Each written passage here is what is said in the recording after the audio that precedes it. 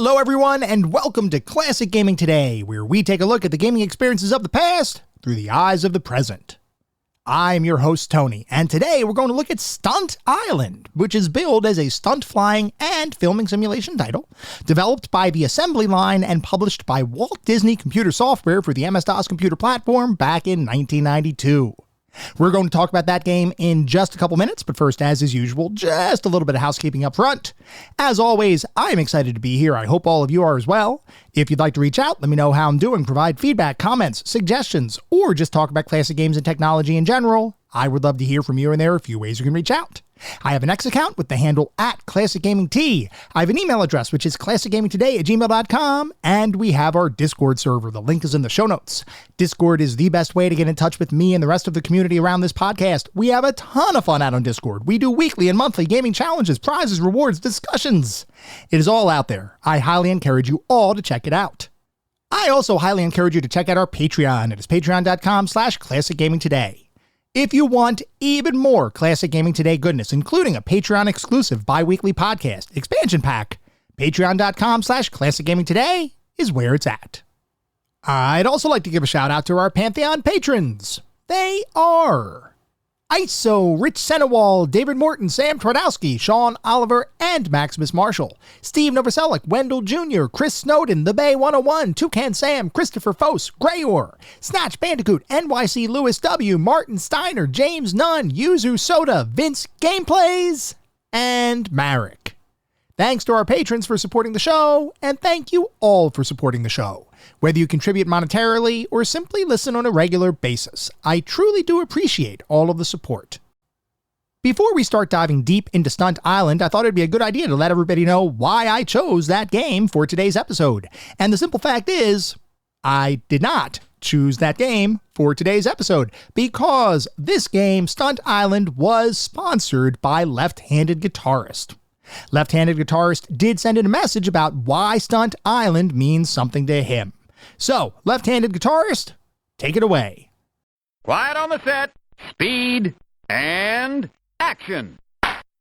Hello, this is Matthew, aka Left-Handed Guitarist, and my first sponsored game for the podcast is Stunt Island. Now, Stunt Island is a game that I wouldn't expect many people to have heard of. It seems to have been forgotten to the mists of time, and describing what it is can be a little tricky, so I'll be interested to see how Tony tackles that. I think I got given the game for Christmas in 1993, and I have a memory of having the large manual with me at the dinner table on Christmas Day. I think what still amazes me about the game is the crazy ambition and technical achievements of it. It's near enough a completely 3D open world made in 1992, though granted the world is unpopulated and you need to build within it yourself. But you're given a lot of ready-made set pieces to work with, and part of the fun was just exploring the island and seeing what was waiting there for you to use. Outside of the core idea of a flight simulator with stunt challenges, the game is just this sandbox for creativity with a lot of control, and as far as I know, it contributed to the beginnings of machinima. So I would scour the game's manual to learn how to use its systems to get the results I wanted. I used it to make dozens of little films, and most fun was basing them on big stunts from my favourite movies back then, like the aqueduct chase from Terminator 2, or a man jumping from a bus as a train hits it like in The Fugitive. Most surprising, the game still has a fan community to this day, and I'd encourage everyone listening to go on YouTube and watch the trailer for Top Gun Maverick recreated in Stunt Island to get an idea of what the game can do. Now, I have no idea which way Tony's rating will go on this because it's quite a unique and different kind of game. It's the type of game you spend some time with before you understand all of its capabilities, and some players may only ever see the flight sim competition side of it without ever diving into the sandbox. Hopefully Tony will see it for the hidden gem it is, but I have to concede that the campaign it comes with is extremely difficult to complete, or at least it always was for me. Now, this is also going to be a little different because with the nature of this game, I've actually set a challenge for Tony.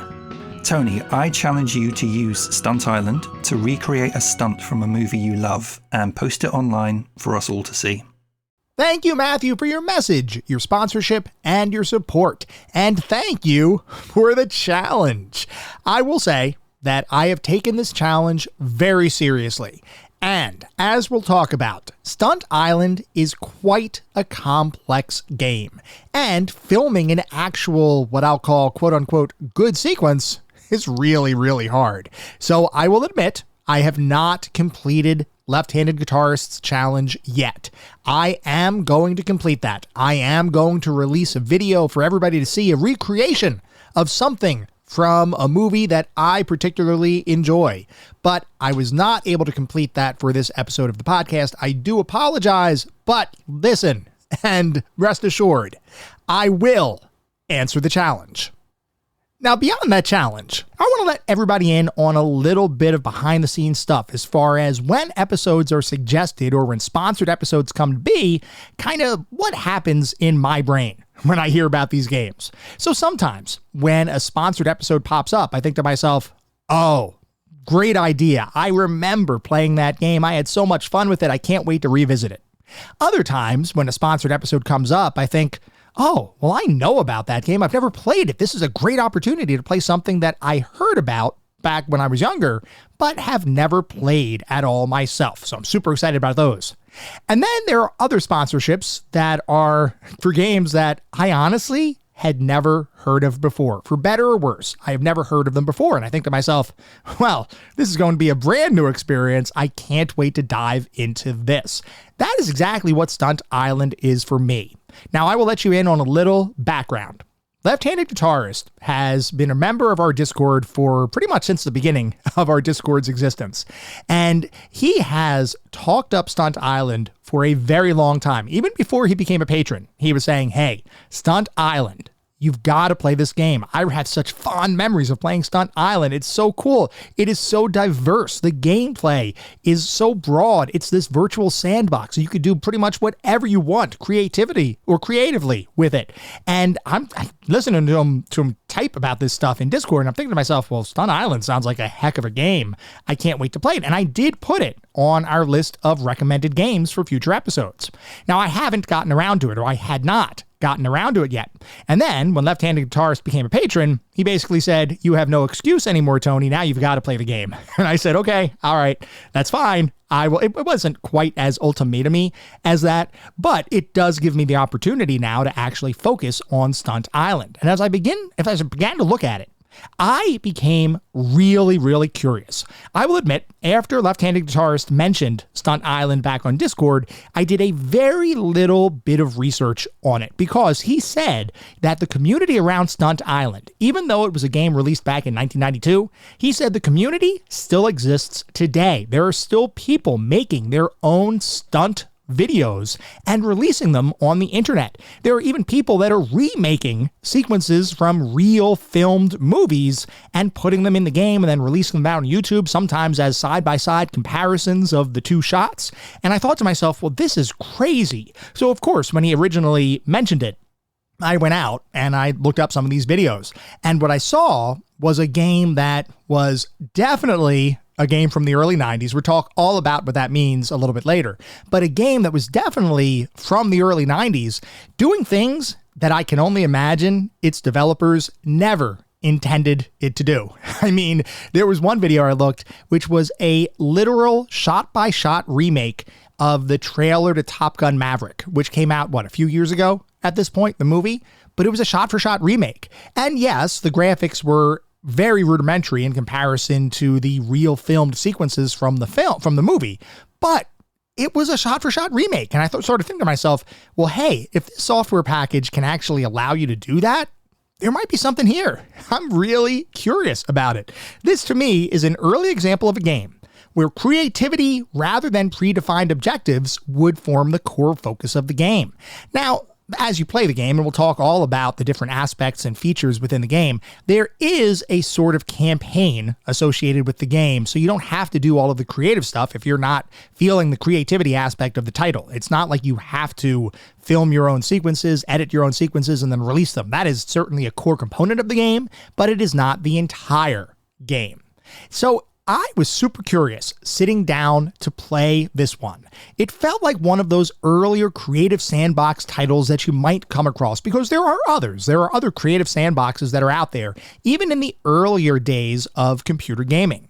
And as I started to really research about this, and as I started to watch additional content that people would create using this software package, my imagination started to run wild. I was immediately intrigued, even though I hadn't even started playing the game yet. And sometimes that happens to me. This used to happen to me a lot when I was younger. When I would buy a game, the first thing I did when I would buy a game was not install it and start playing it. I would read the manual because I guess I was that kind of nerd, but I'm still am actually. If games still came with manuals, I would probably still do that today, but I would read the manual because I wanted to get an initial immersion into the game world itself. I wanted to start really diving deep into the game, and I wanted to learn everything I could about the game, even before I started playing it. So this game, even though I didn't have the manual at the time, and I'll talk about why that is in a little bit later as well, but even though I hadn't read the manual, even though I didn't start playing the game, I was doing the research, and I was immediately intrigued and looking forward to playing this one. So as I did sit down to begin playing Stunt Island, I was really curious. Would this early 90s game framework allow me the opportunity to truly let my creativity run free? Or would it be too limited compared to modern creative sandboxes to really satisfy my imagination? That's just one of the questions we're going to try to answer as we begin diving deep into Stunt Island.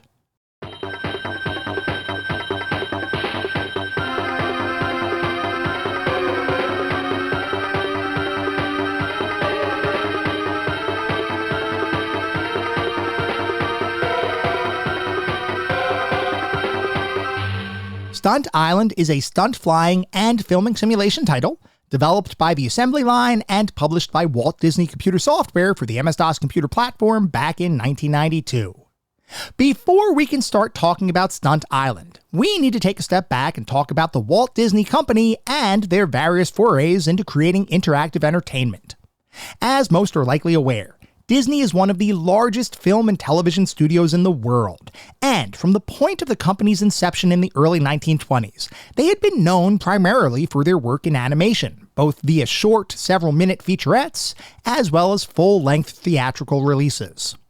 Over the course of the company's existence, Disney has repurposed literary classics, created brand new original stories, and turned history into fables, as they've built a stable of intellectual property that is about as broad as nearly any other company in history. And as you might expect, the Disney experience, whether you're talking about film, television, or theme parks, is based almost entirely on the characters and stories that the company has cultivated over its lifetime. Unsurprisingly, Disney has always been on the lookout for how to use their cherished characters and stories in a variety of media in order to both broaden the overall appeal of the company, as well as to make as much money as possible, because for all of the Disney's family-friendly, happiest place on earth publicity, they are, at the end of the day, a business whose main goal is to turn a profit however they can. In the early days of Disney, that meant film, television, and theme park expansions. But as the video game industry came into its own in the later 70s and early 80s, Disney saw a brand new opportunity in front of them. What if they could leverage the overwhelming popularity of their brand to begin making interactive video games, starring the characters that countless children and many adults loved? If Disney could figure out how to do that, then undoubtedly more profits would follow. So, Disney decided to jump into the murky realm of licensing their prized intellectual property to a variety of video game companies who were more than happy to churn out brand new games using Disney characters and settings. And it's not hard to understand why this could be thought of as a win-win for both Disney and those development studios. For Disney, there was the opportunity to make what was effectively free money, as all they needed to do was license their characters to a game development studio, get paid for that license, and then sit back and enjoy whatever additional royalties might roll in as the games starring Disney characters began to sell on the market. For game development studios, there was an opportunity to create a product with built-in sales potential, as everyone knew popular Disney characters like Mickey Mouse, Donald Duck, and Goofy. All game development studios needed to do was make a game starring those characters that didn't totally suck, and they would almost be guaranteed to sell a bunch of copies, based solely on the Disney brand alone. And even beyond making games that didn't totally suck, sometimes those licensed properties were so popular that games could totally suck and they would still sell. That's why, as we've discussed several times previously, licensed titles are usually thought of as soulless cash grabs. All too often, both sides of the licensed game equation have no incentive to create a truly meaningful gaming experience, because money is going to be made, independent of the quality of the game that is ultimately released. Disney, for its part, was a bit more concerned than most licensors about the quality of the games that their characters and mascots would appear in, because they absolutely did not want to take a huge reputation hit for releasing a bunch of low-effort, questionable quality games. But at the end of the day, money is money, and Disney's earliest attempts at licensing their characters for use in computer and video games were, to put it mildly, a little bit mixed. On one end, you have educational titles like 1984's Donald Duck's Playground, made by famed adventure game designer Al Lowe as one of his earliest assignments after joining Sierra Online, a game that was so well liked that several publications declared the game to be so fun, you might not even realize it's an educational title at heart. On the other end, however, you had games like 1983's The Sorcerer's Apprentice for the Atari 2600, which one game journalist kindly referred to as, and I quote, not a total disaster. Despite the fact that early Disney licensed games were a mixed bag in terms of quality, Disney still saw a huge upside in maintaining a presence in the video game market. The only question was, what would that presence look like as the video and computer game industry continued to mature throughout the 1980s? Disney leadership was focused on making as much money as possible off of their licensed properties, and they were keenly aware of how difficult it was to make a worthwhile and top-selling game.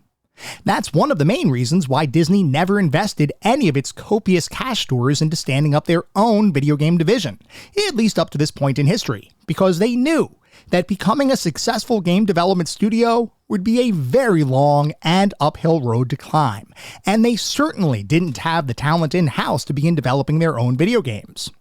Even if the company decided to focus on publishing games as opposed to creating their own titles, the barrier to entry, at least in the console market, was pretty steep.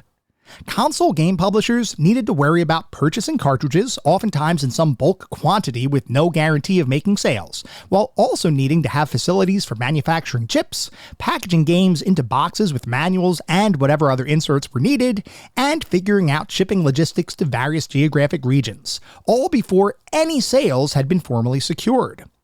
All of those things just weren't capabilities Disney had developed or invested in internally. They knew animation, marketing, and how to make people smile, but making and publishing their own titles? That was not a core competency of the company. This was all well and good for the majority of the 1980s, during which time Disney would happily license their intellectual property to nearly any game development studio who could secure enough funding to actually pay for the license. And regardless of the quality of the resulting games, Disney made a fair amount of money through these fairly lucrative licensing deals. As the late 80s approached, however, the mindset at Disney started to change, and company leadership began to consider whether pure licensing deals were really the most efficient way to make money in the interactive gaming space, or if perhaps they could actually begin creating games themselves. Now, Disney leadership still understood the harsh realities and costs of attempting to enter the game industry as an actual developer and publisher, and they still believed that working directly on console-oriented games for systems like the Nintendo Entertainment System and Sega Master System was probably best left to development studios who had first-hand experience working on those consoles, like Capcom and Hudson Soft. No, for consoles, Disney was still all in on licensing their popular properties to talented game development studios. But the computer market was a different story, as developing and publishing games for computer platforms typically had a low barrier to entry, and mass-producing floppy disks wasn't nearly as expensive as the costs associated with console game publishing. So, in 1988, Disney decided that they were going to consolidate all of their gaming-related ventures, whether license-oriented or homegrown, under a single umbrella, which is what would drive the creation of the subsidiary known as Walt Disney Computer Software in 1988. With the creation of Walt Disney Computer Software, which was also alternately referred to as Buena Vista Software, Disney had a new in-house development and publishing studio to begin making their own games, separate and apart from any purely licensed titles that the company had been known for up to this point. While licensing would continue for home consoles, work on the very first internally created Disney computer title would commence shortly after Walt Disney Computer Software was founded. The only question was, what would that first title end up being? For anyone who recalls the major Walt Disney film hits from the late 80s, it might not be much of a surprise to learn that the very first game created by Disney itself would be the computer-based version of Who Framed Roger Rabbit, which would be developed by Silent Software Incorporated and published by Disney's interactive entertainment division, Buena Vista Software. Who Framed Roger Rabbit for computer platforms would consist of 4 different levels for players to progress through, with 2 focused on a side-scrolling vehicular-based race featuring Benny the Cab, 1 level taking place inside the famous Ink and Paint Club, and the final level of the game occurring in the Acme warehouse where game antagonist Judge Doom was attempting to destroy Roger's wife, Jessica Rabbit, using the acidic and deadly to tunes liquid known as dip. Unlike traditional licensed titles where the licensor gets some money and then gives the licensee the opportunity to make a game to the best of their ability using whatever property that had just been licensed, the agreement between Disney and Silent Software Incorporated was a little bit different. Because Disney, under its Buena Vista Software label, was going to be the direct publisher of the title, they were able to exert significantly more creative control over the direction of the game, and took a much more hands-on approach to the development of Who Framed Roger Rabbit for various personal computer platforms. This hands-on approach arose somewhat deliberately, but also from necessity, as the very original plans for Who Framed Roger Rabbit was to act as a traditional licensor for the title. The only issue was, the company couldn't find a development studio willing to take the job, primarily because the timeline for development was incredibly tight, as the goal was to release the game alongside the film, which meant a full game had to be created in just 9 months. While there are plenty of stories of games being made in less time than 9 months, many developers were hesitant to attach their name to such a potentially lucrative license with such a short period of time available to develop the game, especially considering how much more closely Disney was going to be monitoring the development process in comparison to previously licensed Disney titles. So, Disney needed to pivot, which is what led to them hiring Silent Software Incorporated and loaning the company a number of their own film's animators to help bring Who Framed Roger Rabbit to life over an even shorter 90-day development window. Despite the incredibly compressed timeline, Who Framed Roger Rabbit would end up coming out concurrently with the film, and upon its release, the game would be met with a fair amount of critical acclaim, with many publications praising the game's graphics, fun, and general design, and most critics declaring the game to be an engaging, albeit not so deep, several-hour experience for fans of the movie to enjoy. And those fans would end up buying the game in droves, as over 250,000 copies of Who Framed Roger Rabbit for personal computer platforms would end up being sold in the months following its release. The release and success of Who Framed Roger Rabbit was a turning point for Disney's interactive pursuits, because up to this point, the company had been mostly content with the traditional licensing agreements they had in place with any number of companies, and despite the fact that the resulting games ran the gamut from quality entertainment to uninspired shovelware, Disney was still making money.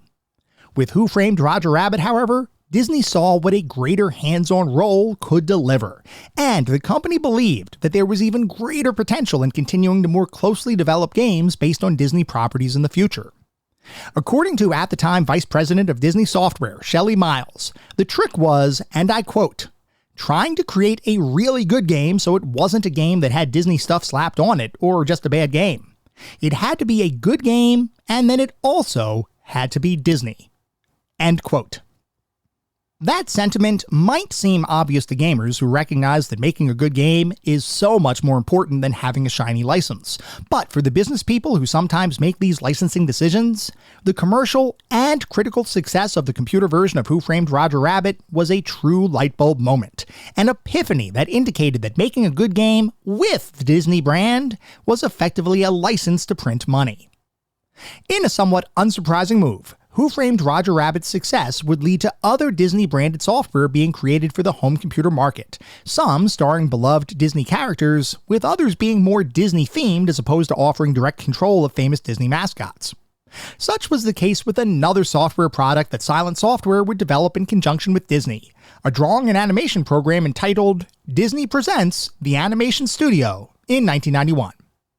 The Animation Studio was very much not a game, as it was marketed as a tool for amateur and professional illustrators and animators to bring their creativity to life, and would be priced accordingly, selling for $169 back in 1991, which is the equivalent of $402 today when adjusted for inflation. This product, while not mainstream by any stretch of the imagination, would be a huge success in its niche, and would eventually capture 80% of the computer animation market in the years following its release. The Animation Studio proved, once again, that a quality product with Disney branding could be even more lucrative than standard licensed titles, and even further, proved that you didn't need Mickey Mouse, Donald Duck, or others to sell a Disney software product.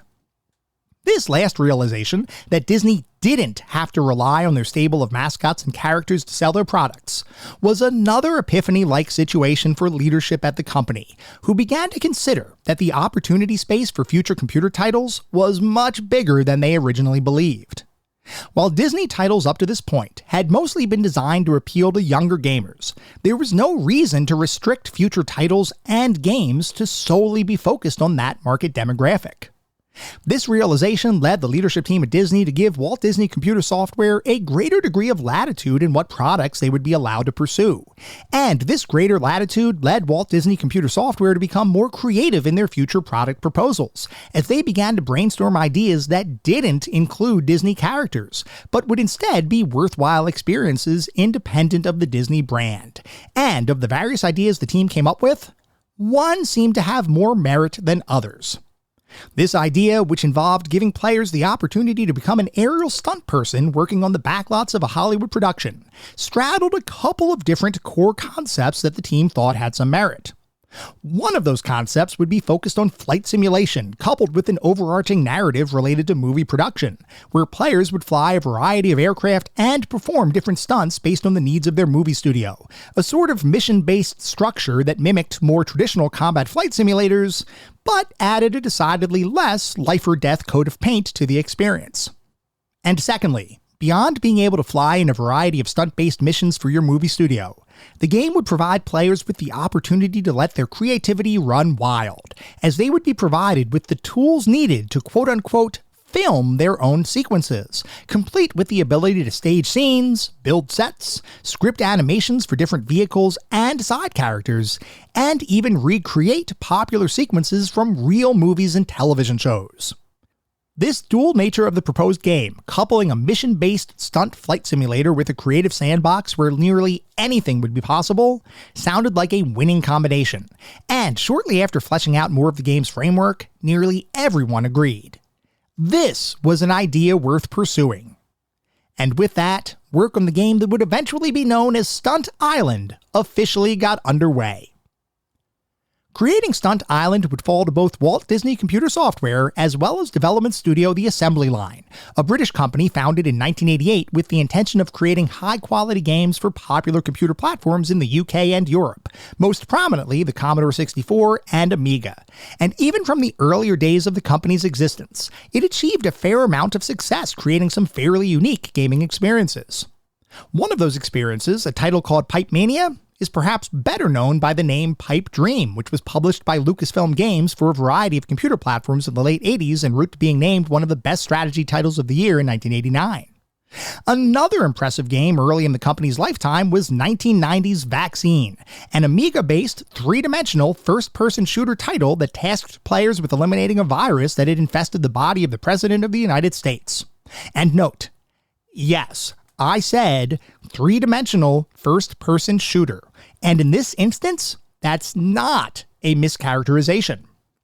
The assembly line ended up creating an actual three-dimensional world, complete with three-dimensional objects inhabiting that world, that ran really well on the relatively underpowered computers of the time.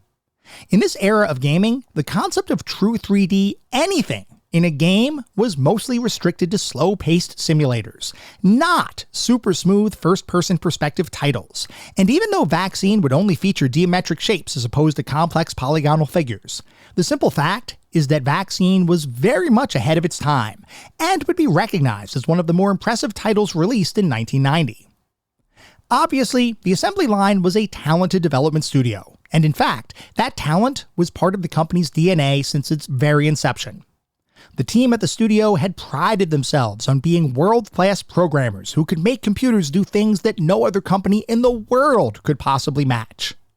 Whether that claim was true or a simple marketing boast, the fact remains that many of the assembly line's early titles were very impressive, and definitely earned them a degree of respect across the industry. These early successes, and in particular work performed on Pipe Dream, are what led Disney to want to work with the company, with the hopes of bringing Stunt Island to life, the game that, at least conceptually, was perhaps one of the more ambitious titles ever conceived up to that point in history. While a number of individuals from both the assembly line and Disney would work on Stunt Island, most of the game's programming would fall to assembly line co-founder Adrian Stevens, who had gotten his start in the computer industry back in 1981, creating different games and bouncing around to a few different software studios before creating his own company, the assembly line, in 1988. Like we talked about, the company's early work was commendable, and specifically, the work completed on Pipe Dream is what would directly lead to Disney wanting to work with the company. It turns out that one of the individuals on the Lucasfilm team that had distributed Pipe Dream had left Lucasfilm to join Disney, and while there, he was assigned to the team that had to come up with the concept behind Stunt Island. Knowing that Stevens and the assembly line had immense talent, he suggested to Disney leadership that they work with the company to bring their stunt flight simulator concept to life. And shortly after being awarded the contract to create the game, Stevens and the rest of the assembly line team got to work. Stevens would be responsible for creating nearly every aspect of the game's framework, including the three-dimensional engine that the game would run on, the toolset required to build Stunt Island's world, the physics calculations required to make the game feel good to play, and the creative sandbox tools that would allow players to create the filmed sequences of their dreams. The amount of work required to create the game and have it perform well on modest computer systems of the time was extreme, and Stevens faced an uphill battle pretty much through the entirety of the game's development, primarily because he had to figure out how to make a game engine do things that had never been done before.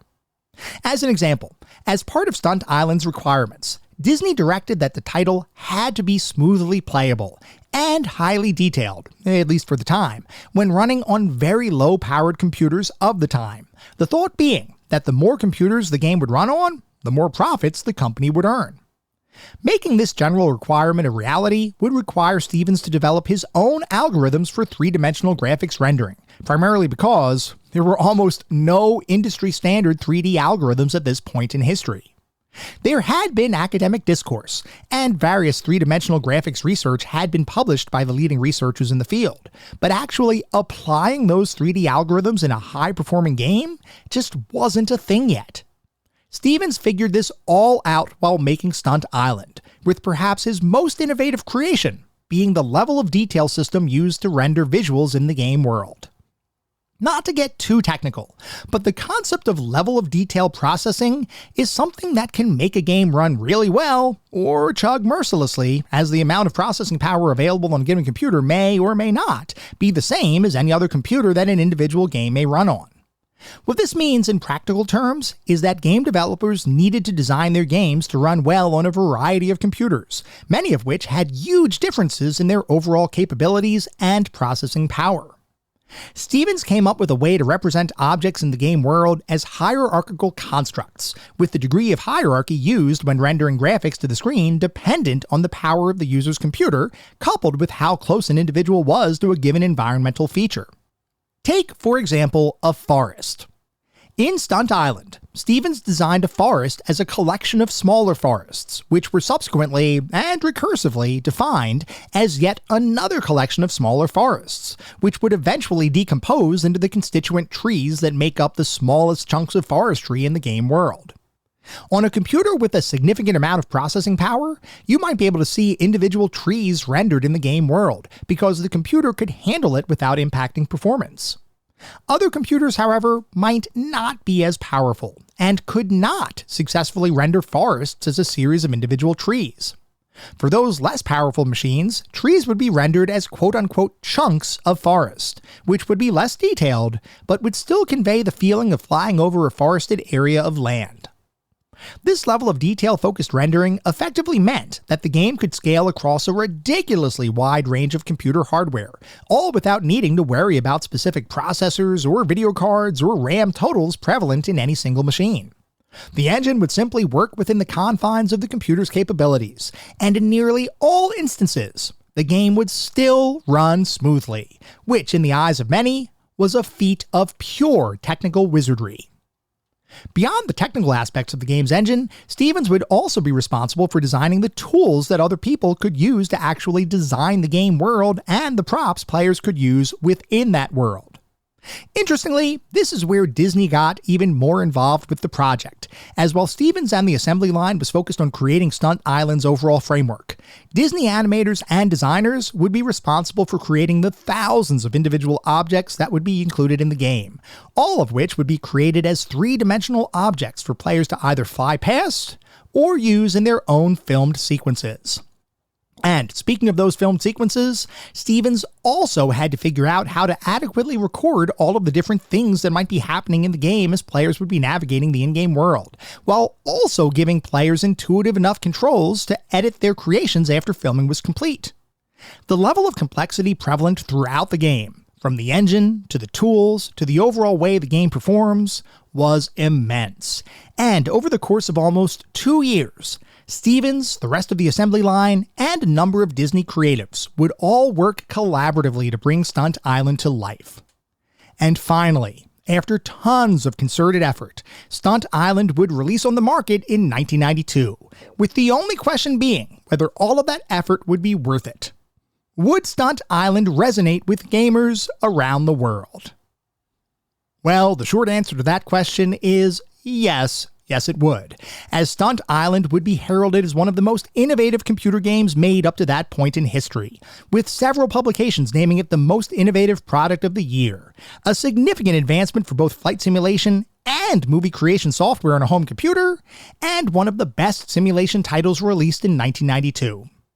In later years, Stunt Island would be recognized as one of the best computer games of all time, and a testament to the talent and determination of both the assembly line and Walt Disney Computer Software, a pairing that worked together to bring Stunt Island to life, and in the process, created a personal computer title that, in the eyes of many, represented the pinnacle of creativity and fun.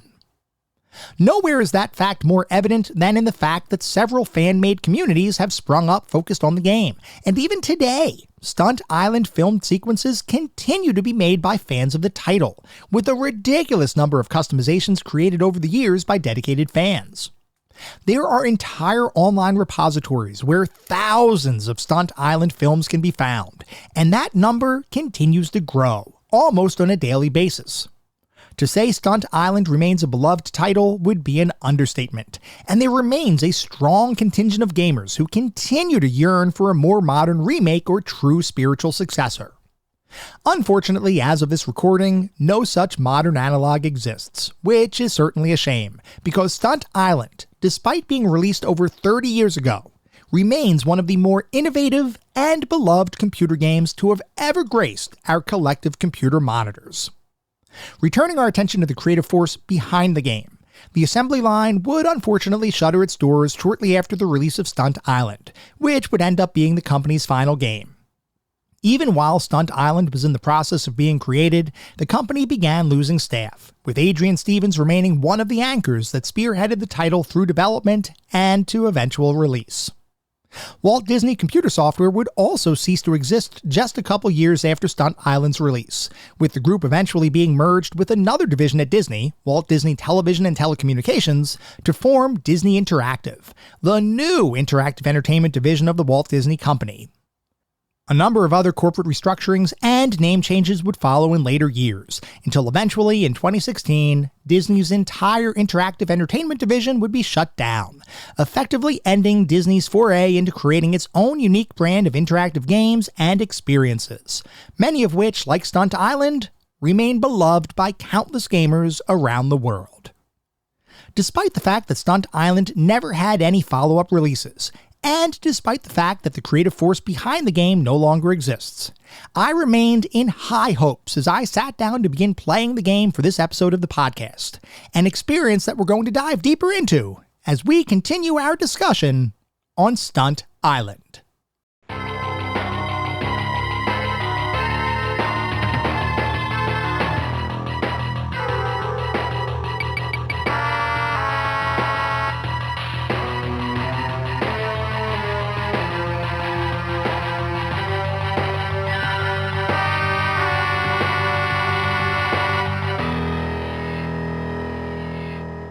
We are now going to shift to start talking about what it feels like to play Stunt Island today versus when it was released over 30 years ago.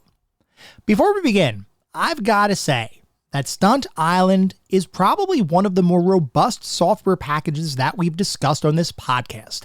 And the reason for that is because there are three main game modes that you're going to experience when you play Stunt Island. And we're going to talk extensively about each one, but just to give you a little bit of an overview of what we're going to be talking about. The first game mode is a stunt-based flight simulator, with a pretty deep, albeit not hardcore, flight simulator built into the game. The second game mode is a stunt creation sandbox, where you can use any location on the titular Stunt Island and stage your own sequences, which can then be filmed to be edited in the third game mode, which is a film editing suite, with the ability to copy video sequences and takes from various files, add them to a single consolidated film, and then add special effects, music, scene transitions, and a bunch of other stuff that you might find in film editing software, not an MS-DOS-based computer game from 1992. Each of those game modes can monopolize hours of your time by themselves, so it probably makes sense to talk through each of them in a fair amount of detail. First though, we need to talk about the general structure and framework for the game, along with the title's main conceit, which is that you are a stunt pilot for a film studio, and Stunt Island, the literal name of the game, is effectively the backlot where all of your studio's vehicle-based stunts will be filmed. What this means, in the context of the game, is that rather than selecting a game mode from a menu, you actually have to navigate around the studio backlot to tackle different modes in the game, with signposts in various scenes allowing you to move from location to location. As an example, if you want to fly one of the game's pre-built stunts, you have to make your way to the stunt coordinator's office, who will give you a list of 32 different pre-configured stunts you can potentially fly. If you want to design your own stunts, you need to go to Set Design, which is where you can configure the world of Stunt Island to film various takes of your eventual stunt-filled movie masterpiece. If you want to watch a previously recorded film, then of course you need to go to the theater. And if you want to splice together different camera footage from various takes and individual filmed sequences, you need to go to the editing room in the post-production area of the backlot. There are several other areas of the studio as well, like the airfield, where you can take any of the game's aircraft out for a scouting flight around the island, the cabins, which is where you and the crew live, and the ferry, which is how you save and exit the game. The thought being you're taking a ferry from the island back to the mainland every time you complete a given day within the game world. Having these locations be navigable in the game itself might sound like a small thing, but in reality, it does an amazing job of immersing you in the experience, and making you feel like you're a real stunt pilot on the set of a new Hollywood blockbuster. For someone who's always had dreams of becoming an actor, I've got to say, this really worked for me. Anyway, assuming you decide what part of the game you want to play, you'll then be presented with the core gameplay loop, which, like I alluded to earlier, is actually several different experiences all bundled under the singular Stunt Island umbrella. So, let's talk about all of the different ways you can play Stunt Island. The first mode we're going to talk about is the Stunt mode, and I'm talking about the pre-configured Stunt mode included within the game. You have access to 32 different pre-configured stunts that the game's designers have created for you to fly through, and you can fly through each of them either individually or participate in the Stuntman of the Year contest. If you read the game's manual, which by the way is extensive and awesome, it suggests to start with simply practicing each stunt before entering the contest, which honestly is pretty good advice, because stunts in the game can be both difficult to pull off, as well as challenging to know what the heck the game even wants you to do. Now, when you pick an individual stunt, each stunt does have a description that will tell you what the director is expecting from you when you fly through that stunt. But I will say that the implementation in the game itself can be confusing, and at times completely obscured from your view. There are going to be stunts that seem straightforward, and then you're dropped into the game world, and you will literally have no clue how to complete that stunt. In practice, what that means is that you might try a stunt, fail, and not truly understand why you just failed that stunt sequence. Now, luckily, you can load and view each stunt in the game's stunt editor, which we'll talk about later on. But even here, it takes a while to truly understand how to navigate around the editor and how to decipher the structure of each stunt. Assuming you do figure out what a stunt requires, however, the next step is to actually pull it off. And here, you're going to be exposed to the game's flight simulation engine. And I want to talk a lot about this flight simulation engine. First, though, I do need to mention that I am not the biggest sim gamer. I don't do a ton of flight simulators or space simulators or anything like that. That's just not a genre that I typically play.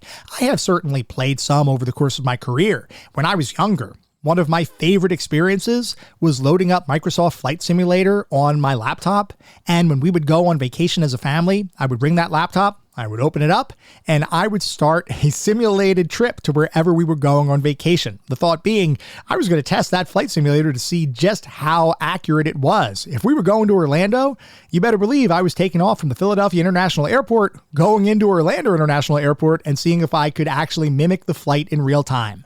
Yes, I was that cool when I was younger. So anyway, I have some experience with flight simulation engines, and the flight simulation engine within Stunt Island is actually pretty darn robust, especially in comparison to other flight simulation engines that were released around this time. You have a bunch of different vehicles that you can fly in, mostly planes, but not exclusively so. And within that engine, beyond just controlling planes and flying around as you would expect. And by the way, each of those planes have different flight simulation models, which we're going to talk about in just a couple minutes. But beyond the planes, you can also skydive, you can hang glide, you can control a duck, which I guess that's cool, but it was kind of cool. But you can control a duck, and of course, like I mentioned, you can fly in a bunch of different aircraft as well, each of whom have their own flight models and control nuances.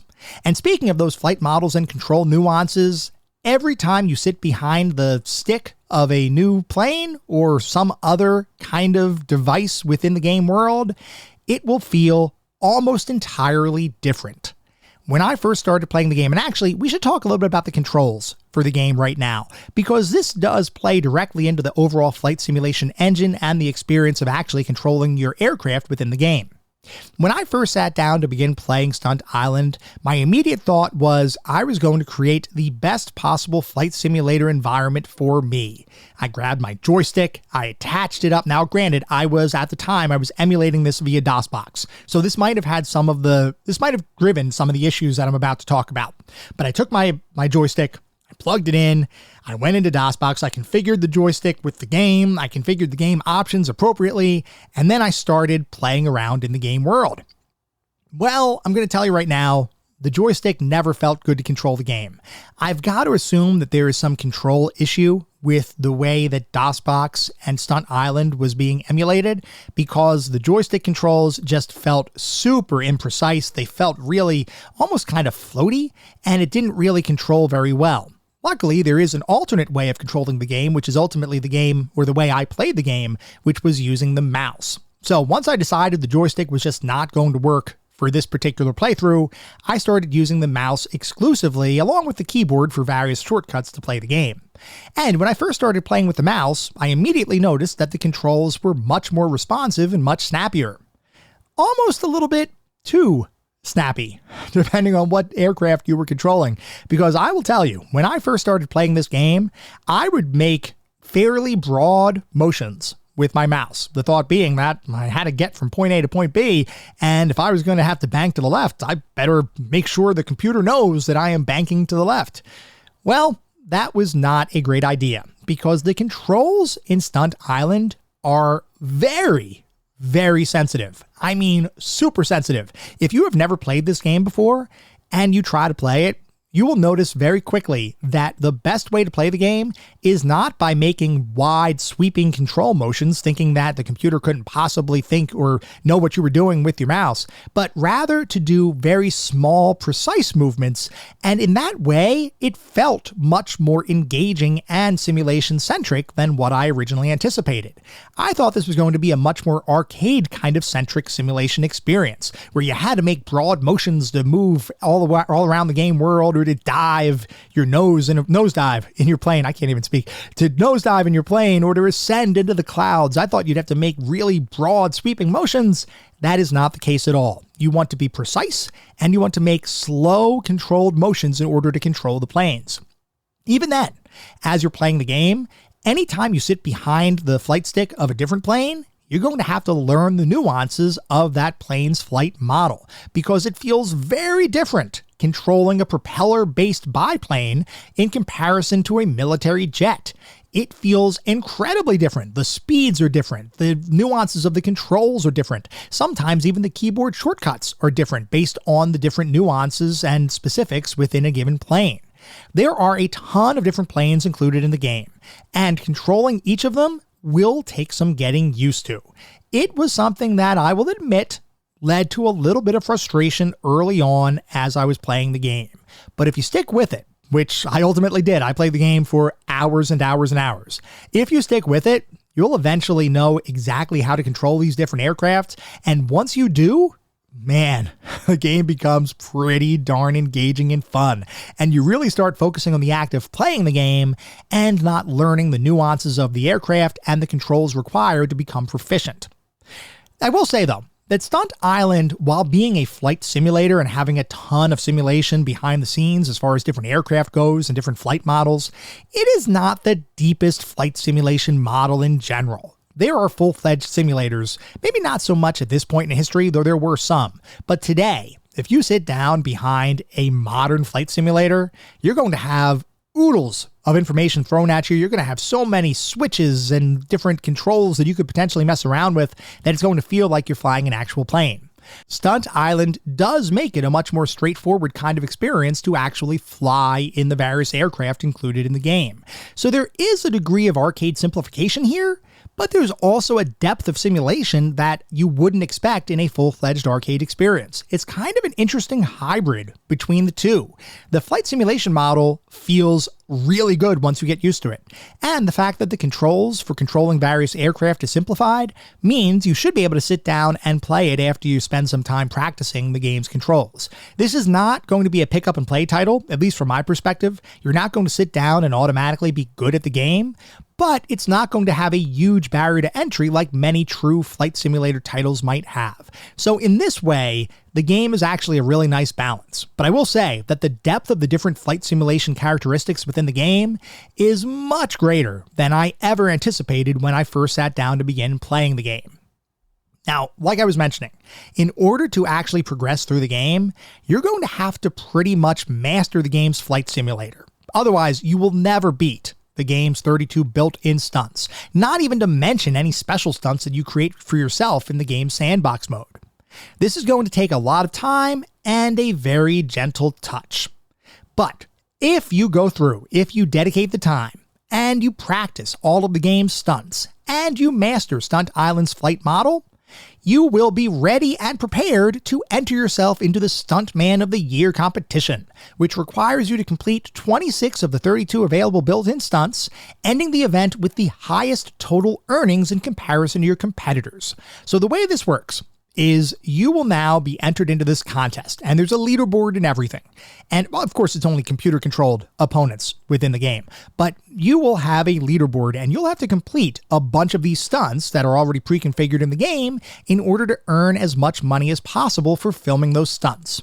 The way you earn money is by actually completing stunts. And the thing is that because this is a film simulation kind of title, in addition to being a flight simulation kind of title, the way this is designed is all under the auspices of trying to film multiple takes of whatever stunt you're trying to perform.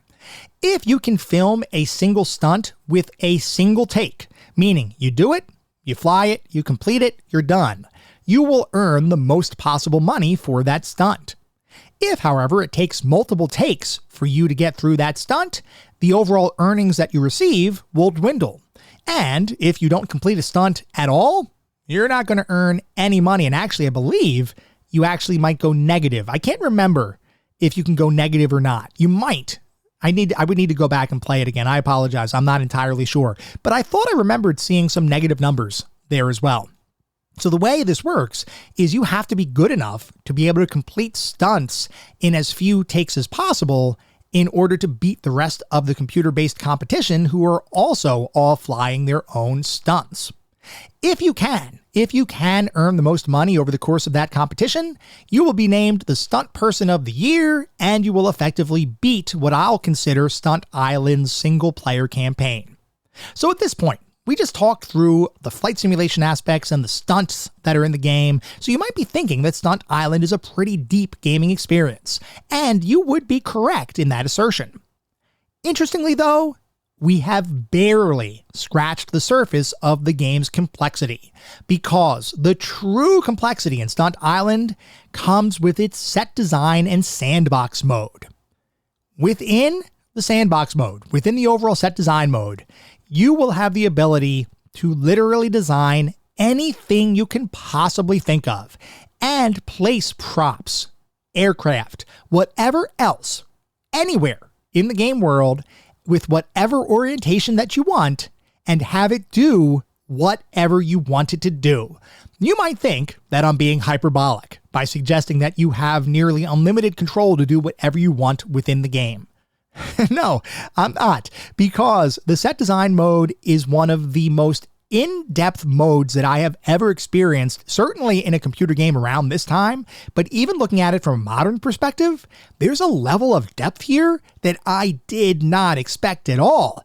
There is so much built into the game. Not only can you assign different props, different placement areas within the game, and each of the individual sets you create, you can have up to 40 different props that you can use within a given set. You also have a full-fledged camera system where you can put multiple cameras and set them up around your set, and you can have them set to either follow certain objects or stay stationary or actually be attached to different objects. And as you're filming the different sequences, when you actually fly through this stuff, you will capture the footage from all of the different cameras that you set up, which you'll then be able to use in the film editor mode, which we'll talk about in a little bit. But you can capture all of this footage. And then even beyond that, there's a full event system. It's conditional based, and when you bring it up, you will be. Listen, I'm a software developer by trade. I've gone to school. I went to college for computer software development. I graduated with a degree in computer science. I don't really do too much software development nowadays, but I know how to develop software. When you bring this up, you're going to see a screen that, while it doesn't require any true code, it's going to feel highly complex and highly technical. And you can nest a bunch of these different conditional statements together to create anything you want. Now, with that depth and complexity comes a barrier to entry. I am going to say that while I respect and appreciate how deep the set design and sandbox mode can be in the game, I also had a really challenging time getting anything to work the way I really wanted it to. This is a mode that's going to require hours and hours and hours and hours of research, playing around with it, looking at tutorials, trying different things to see what works. This is not the kind of game, it's not like Minecraft, where you go in and you build something and look, in 5 seconds you have a house, and it may not be the best house, but you have a house. You could even put a functioning door on that house. And look, you could say, I built a house. You're not going to build a set in Stunt Island in 5 minutes or 50 minutes or probably even 5 hours, at least if you want to do something of any degree of complexity. I have more to do here. I will admit that I accepted a challenge from Left-Handed Guitarist to film my own sequence, my own recreation of one of my favorite stunt sequences in film. I have chosen that sequence. I have tried to create that sequence in Stunt Island, and I'm not there yet. I'm still working on it. I am still learning this system. It is super deep. It is super complex. It's something that's going to require a lot of time to fully understand, comprehend, and be able to do something worthwhile with. But the fact that it exists at all, at the level of complexity and depth that it does, is simply mind-blowing to me.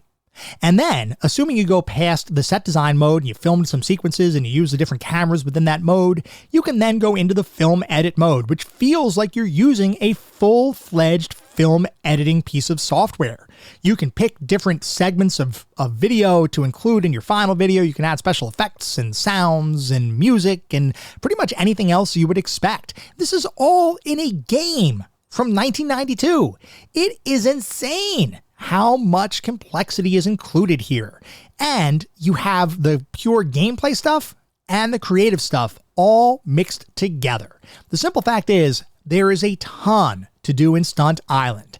And we're going to talk even more about the more specific aspects of the experience in just a couple minutes. First though, as we always do, we need to take a look at the back of the box. Because, as you all know, I love looking at the back of the box for these games. I love learning how different companies marketed their titles, especially in the era of gaming that we typically look at. Back then, we didn't have a pervasive internet. We didn't have YouTube with gameplay videos. Back then, when we made a buying decision, it was often based off of word of mouth from family and friends, reviews we may have read in magazines, and what the box actually looked like sitting on the store shelf. Did the front of the box make the game look cool? If so, we'd pick it up. Did the back of the box make the game sound cool? If so, we might purchase it. If not, back on the shelf it would go. So, for Stunt Island for the MS-DOS computer platform, the back of the box says, fly it, film it, edit it. Stunt Island sets the new standard for simulations, combining a first-rate flight simulator with an extraordinary Hollywood filmmaking module. Play Stunt Island as a campaign where you complete 32 challenging stunt flying assignments. Or let your imagination run wild as you create your own action-packed films. And then there are 3 sections on the back of the box. The first one is flying. Do things you've never done before with a flight simulator. Land on moving trains, play chicken with a truck on a crowded street, or pluck an escaping convict off a tower on Alcatraz Island. Choose any of 45 carefully crafted military and civilian aircraft, beautifully rendered with garage shading, and fly in the stunt competition, or create and fly your own stunts. The next section is filming. Position up to 8 cameras to capture all the action. Place cameras on moving cars or even in a spotter plane, using your pan and zoom to stay right with the scene. Choose the location. Stunt Island is a huge self-contained 3D world featuring 34 pre-built sets, which are large cities, small towns, a castle, LAX, a canyon, and more. Or build your own set from an inventory of more than 800 objects, famous landmarks, and vehicles.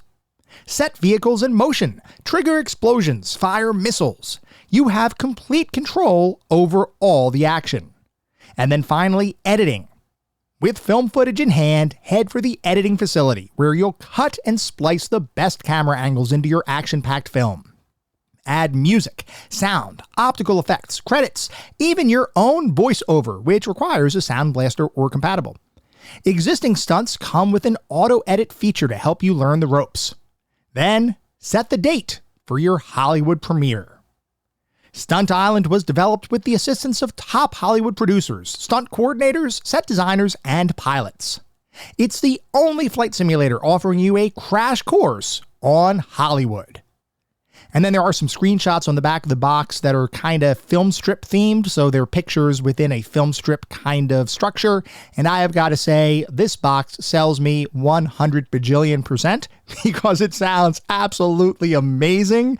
I don't recall seeing Stunt Island on the shelves when I was playing games back then. Now, I did, like I told everybody previously in multiple episodes of the podcast, I was not a real PC gamer. I wasn't really into computer games all that much until probably a little bit later in the 90s, not late 90s. I certainly got started playing computer games in the earlier 90s, but I really didn't get really into computer gaming until a little bit later. I was much more of a console gamer at that point in my history.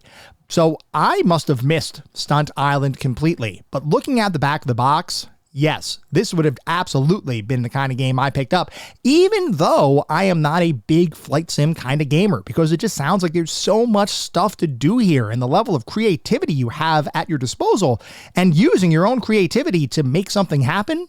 Wow, this sounds absolutely phenomenal. But even better than the back of the box, because I don't usually talk about this, but when I look at the boxes for games that we cover, I don't just look at the back of the box. I also look at the front of the box, because my whole spiel at the beginning, where did the front of the box make the game look cool? If so, we pick it up. Like that kind of thing. I actually do look at the front of the box. I just don't often talk about the front of the box because sometimes they're just the fronts of the boxes.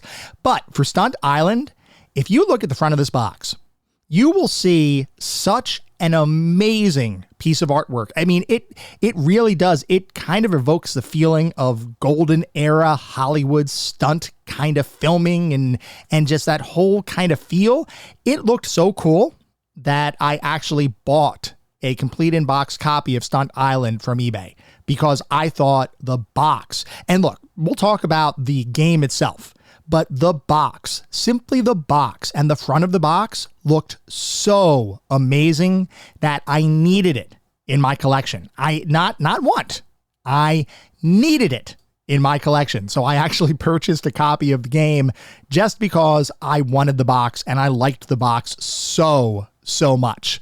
The back of the box makes the game sound amazing too, but this whole package, the whole box package, and then if you look inside the box and you get this gigantic manual, which they don't exist today. I wish they did, but those big instruction books or just reference materials full of information to devour. This is one total package. I'm going to say it right now. Stunt Island is the total package, at least in terms of the box and what you get with the box. Absolutely amazing. Yes, this one sells me. If I knew about it back when it was new, I would have definitely bought it, but I have finally corrected that issue. I do own a copy of the game right now. It is sitting staring at me on my shelf. Anyway, we're going to move beyond all of that box talk to start talking about the more specific aspects of the game, and we're going to start by talking about the graphics. The graphics.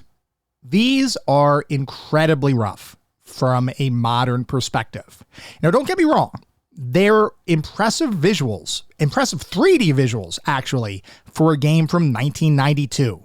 And the speed that the game is able to move at using real 3D visuals, once again, for a game designed in 1992, is absolutely crazy to me. This is the equivalent of technical wizardry, and I don't know how the heck the development team was actually able to get the game running this well on period correct hardware from 1992. Absolutely crazy. That being said, looking at it from a more modern perspective, my eyes kind of hurt. I can feel and see the ambition, but I have to say that this is kind of an ugly game. It's very difficult to see certain sections of the game world, certain models and props you're supposed to interact with, and entire areas that might only pop into existence when you get close to them. And I'm not playing this on a machine that's underpowered. I'm playing this via emulation. Now, granted, emulation could introduce its own sorts of inconsistencies, so I recognize that. But even if you emulate a powerful machine for the time that the game was released, there is just a little bit less graphical fidelity than what I personally would have liked. Definitely ambitious, and the 3D visuals amazing for the time, but today it just falls a little flat. I do appreciate, though, the fact that they had the level of detail system built in to make the game runnable on all sorts of computers. But the way the system works actively impedes your ability to execute certain stunts, which was my biggest issue, not to mention just how jagged and non-detailed everything in the game looks. Like I've been saying, this is an impressive visual experience for a game from 1992, and having a 3D world with this kind of detail from around that time is absolutely bonkers. But today, nah, this one is showing its age worse than a pre-facelift celebrity. In other words, it's not pretty. Moving on to the sound and music. There's not a ton of music included in the main game itself, as most of your flight time will be spent listening to the engine sounds of various planes and other aircraft. But honestly, that's perfectly fine, and I appreciated the attention to detail that went into making each engine and plane sound unique, even at different engine speeds, which could have been an easy thing to fake, but not here. Everything sounds appropriate, and the game is very immersive as a result. There are musical tracks included in the game, but those are relegated to the game's intro and closing sequence, as well as a number of tracks you can choose as the background of any movies you end up creating. All of that music sounds pretty darn great, though you kinda have to seek it out in order to experience it.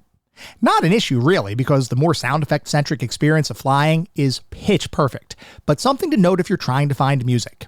It does exist. It's just buried in a single part of the game. Overall, the audio here is pretty much perfect. No complaints on my end at all.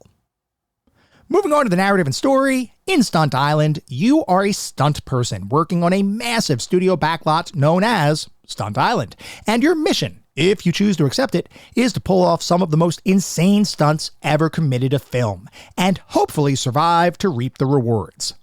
In between flights, you can even try your hand at creating your own stunts and movies. The world is your oyster in Stunt Island. All you have to do is shuck it. Okay, I'm not sure if that oyster analogy works perfectly, but what I will say is that the general narrative framework for the game works really well here. While there isn't what I would call an overarching narrative, you really do feel like you're part of Hollywood, filming various sequences for some future unnamed blockbuster that you just know is going to make millions of dollars. The entire game is structured to make you feel like a Hollywood stunt pilot, and it does an outstanding job of achieving that goal. Even the way each of the game's 32 built-in stunts are written feels like a Hollywood studio bigwig attempting to explain a stunt in their own words, with some additional references to other in-world movies adding to the overall flavor of the experience. The fact that a specific plot doesn't exist here is no issue at all, and in fact, the more open-ended story where you're simply a stunt person for hire makes the game feel even better than if you had a strong narrative to follow. No complaints at all from my perspective. This is pretty much the perfect narrative for this style of game. Moving on to the gameplay and controls, we already talked about the overall structure and framework of the game, along with all of its game modes, so I'm not going to rehash all of that here. We also talked a bit about the controls, and some of the nuances and frustrations that those controls bring. What we only mentioned briefly, but bears repeating though, is that the controls for the game straddle a perfect balance between hardcore simulation and arcade-like gameplay, and I think the designers did a phenomenal job in focusing on a subset of the controls that you might otherwise see in a full-fledged simulation title, making a game that still feels sim-centric, but is much simpler to navigate than hardcore simulations. The hotkeys for the subset of flight controls are also exceedingly intuitive, such as using F to control your flaps, B to control your brakes, and the function keys on your keyboard to switch between different camera views for your plane, including views to the left, right, behind, and below your aircraft, along with the ability to set your own camera angle for the spotter plane mode, which gives you a third-person view of your aircraft that you can configure to your liking. Playing Stunt Island, I felt like a pilot, even though I didn't have to manage 150 different keyboard shortcuts. It was just deep enough to make me feel like I knew what I was doing, even though a proper sim title would likely leave me scratching my head in confusion. It was a tricky thing to pull off, but Stunt Island captured the feel of simulation without being as unapproachable as most hardcore sims are, and I truly appreciated the care that went into crafting the game's controls. The controls for the set designer, however, do leave a little bit to be desired, and I felt like that mode, while surprisingly complex and powerful, was perhaps a bit less intuitive than what I would have preferred. I had grand visions of creating an epic set of sequences, only to see my dreams shot down by the fact that doing so was going to take countless hours of painstaking learning and work to make something semi-usable. I get the feeling that if you spend the hours needed to learn every nuance of the tool, you'd probably become proficient enough to churn out some impressive high-quality work without too much challenge. But just starting out with the tool, there is an incredibly steep hill to climb, so much so that you'd have to really want to create something cool in order to dedicate the time and effort needed to make your creations a reality.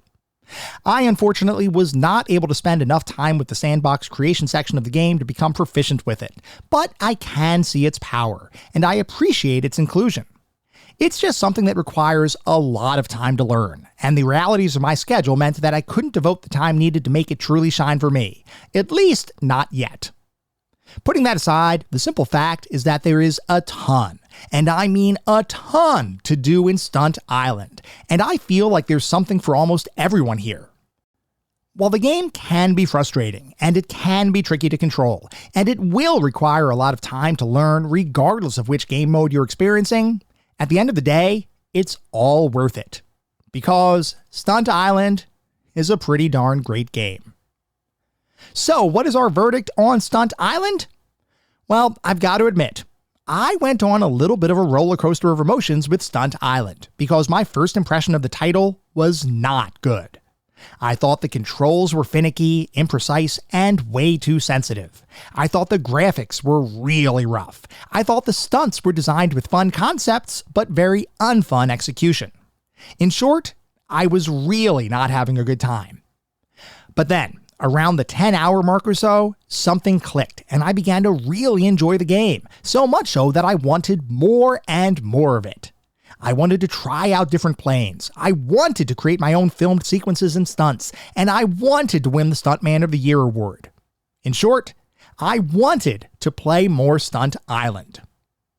That feeling persisted throughout the rest of my playthrough, and by the end of my time with the game, I came away incredibly impressed at what the team at the assembly line was able to accomplish. That said, I do believe there are some rough edges, especially from a modern perspective, that keep it from being a truly outstanding experience from beginning to end. Do I think there's goodness here? Oh yeah, lots of it. But do I think everyone will feel the same way? No. I'd wager a guess that a bunch of people will bounce off of this one pretty hard. You really have to stick with it to fully grasp what makes Stunt Island great. If you do, you'll find a pretty awesome experience. Actually, several awesome experiences all in a singular package. If you don't, however, you might be wondering what all the fuss is about. Because the experience isn't entirely smooth, and because I believe a good chunk of the game-playing population won't play the game long enough to see the goodness hidden behind the initial barrier to entry, I can't in good conscience induct Stunt Island into our pantheon. But what I can do is add Stunt Island, quite deservedly, to our list of golden oldies. There's a lot to like with Stunt Island, and if you take the time, I can guarantee you'll agree with me. I do think a modern coat of paint could make for a truly amazing and classic experience, but unfortunately, nothing like that exists at the moment. That's entirely okay though, because Stunt Island in its original form is still a worthwhile experience that is undeniably a suitable addition to our collection of golden oldies.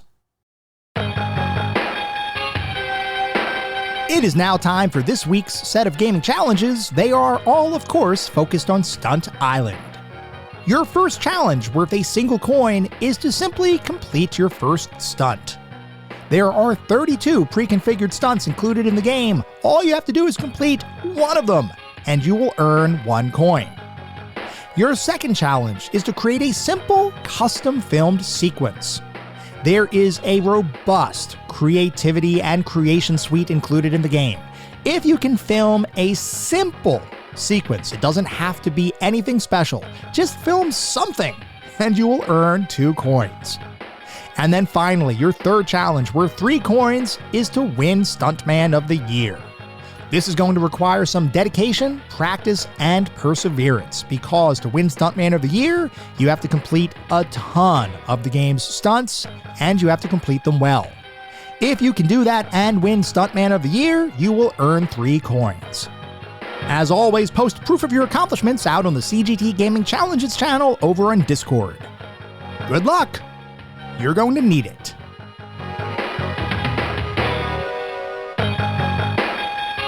That was our episode on Stunt Island. I hope you all enjoyed listening to it as much as I enjoyed creating it. If you'd like to reach out, let me know how I'm doing, provide feedback, comments, suggestions, or just talk about classic games and technology in general. I would love to hear from you, and there are a few ways you can reach out. I have an X account with the handle @ClassicGamingT. I have an email address, which is classicgamingtoday@gmail.com, and we have our Discord server. The link is in the show notes. Discord is the best way to get in touch with me and the rest of the community around this podcast. We have a ton of fun out on Discord. I highly encourage you all to check it out. I also highly encourage you to check out our Patreon. It is patreon.com/ClassicGamingToday. If you want even more Classic Gaming Today goodness, including a Patreon-exclusive bi-weekly podcast expansion pack, patreon.com/ClassicGamingToday is where it's at. Before we sign off for the week, I do want to mention that our next episode is going to be focused on Tokyo Extreme Racer. So definitely write in if you have any particular thoughts on that game and get your comments featured on the show. At the same time, I recognize you're likely listening to this podcast on any number of podcast services. And if you would feel so inclined, it would be great if you could leave me a review. This is not about trying to bolster star counts. This is not about trying to harvest a ton of 5-star ratings. Though if that happens, awesome, it means we're doing something right. No, what it's really all about is trying to deliver the best possible podcast I can. The only way to do that is to get feedback from all of you, the listener community, to make sure I'm hitting the mark and delivering the content you all want to listen to. We get new listeners every single day, which is simply amazing. I want to continue to grow this community and continue to make the best possible podcast I can. We'll be back in around a week with our next episode focused on Tokyo Extreme Racer. Until then, remember, sometimes the games of the past are just as good, if not better, than the games of today. Goodbye, everyone.